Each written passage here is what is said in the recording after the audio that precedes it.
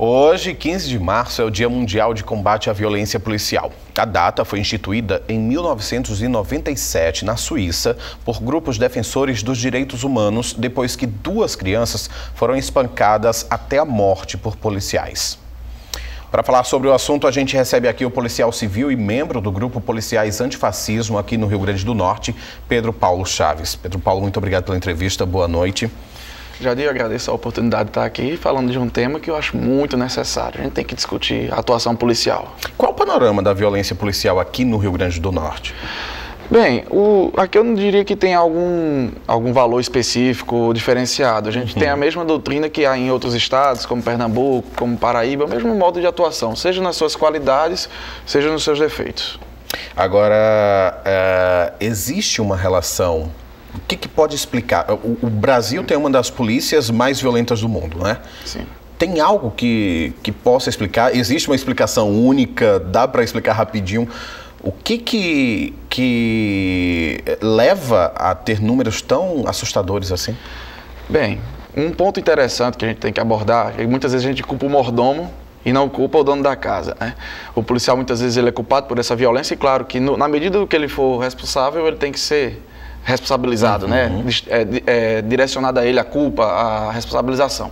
Mas eu vejo como 2 pontos centrais hoje na sociedade brasileira que fazem com que a gente tenha ainda uma polícia, digamos, muito belicosa, muito violenta, que é a questão das instituições policiais e da sociedade brasileira. De um lado, a sociedade pede que o policial seja como se fosse aquele irmão mais velho, que chegue e resolva a situação, mesmo passando por cima da legalidade. Do outro lado, eu acho pior, e aí eu gostaria até de abordar um pouco mais, a questão das instituições.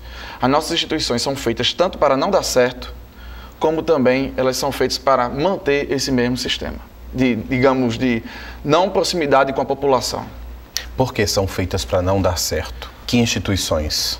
Vamos falar objetivamente, né? Assim, pegar a instituição que é a maior instituição, que tem um trabalho valoroso, mas que tem seus defeitos, que é a Polícia Militar do Rio Grande do Norte, né? A Polícia Militar, por exemplo, pega na de São Paulo, ela tem um índice de letalidade 6 vezes maior do que o da Polícia Civil proporcionalmente.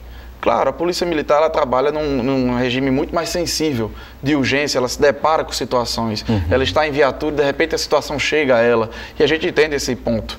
E temos colegas muito bons, eu conheço vários bons policiais militares, mas a própria instituição da Polícia Militar, ela é feita para manter, digamos, um distanciamento com a população. É uma instituição antidemocrática, é uma instituição arbitrária dentro dos seus próprios corpos, é uma instituição corporativista. E isso aqui eu não estou falando do praça, não, eu estou falando da instituição Polícia Militar. Ela agride os seus próprios corpos, a sua própria base dentro da sua instituição, e aí a gente vai ter um problema.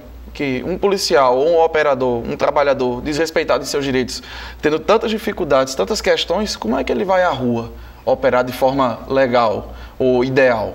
Acaba sendo aí uma válvula de escape para todas essas frustrações, né? Agora, a gestão da segurança pública também acaba levando o policial, de certa forma, a agir de forma violenta? Vou dar um caso claro. Por exemplo, a gente tem muitas operações no Rio de Janeiro, pegar o exemplo da Polícia do Rio de Janeiro, em que se sabe que é um dia comum, um dia qualquer, um dia útil, as pessoas indo para a escola, as pessoas indo para o trabalho, e se monta uma mega operação, se coloca policiais de um lado armados contra criminosos de outro lado armados. Essa gestão, então, também leva a essa violência? É engraçado, né? A gente tem a percepção de que secretários bons, governantes bons, são aqueles que falam que vão combater a criminalidade e promovem uma guerra. A criminalidade ela tem que ser combatida, mas não a partir de um sentimento de guerra, de uma perspectiva de guerra, porque guerra é morte, é morte. A guerra se dá com morte, sim, através de políticas públicas. E aí você não tem, aí você joga o policial com todos os seus problemas institucionais, sem estrutura, dentro de um ambiente bélico e confronto iminente. Sem o uso da inteligência? Sem o uso da inteligência, simplesmente a partir de uma brutalidade. E quando eu falo brutalidade, não estou falando nem a brutalidade do policial, estou falando a brutalidade do Estado, que jogam de maneira sem cuidar de velar do seu próprio policial, jogam na situação sem estrutura, sem viatura suficiente. Pedro, rapidinho para a gente terminar, qual é a sua opinião sobre esse projeto anticrime que foi apresentado pelo ministro da Justiça, caso ele passe, que aumenta aí as excludentes de ilícito dos casos, em relação à violência policial? Eu vejo com muita preocupação e quando você olha, por exemplo, a carreira da magistratura, ela tem as suas qualidades, né? Requeridas do magistrado, como, por exemplo, a imparcialidade, eficiência. Já o que o Moro está querendo nos dizer aos policiais, eu me sinto muito constrangido com o texto, inclusive, é que, por exemplo, na questão da excludente, da excludente referente à legítima defesa, ele está dizendo que o policial pode agir de maneira antiprofissional, a partir do medo, do susto e da violenta emoção. Eu quero um policial mais preparado, porque eu quero trabalhar com um colega mais preparado. A população também quer. Já esse pacote do Moro, nesse sentido, ele dá um recado ao contrário, de que não, vamos liberalizar. A gente não é incompetente não, a gente dá conta do recado.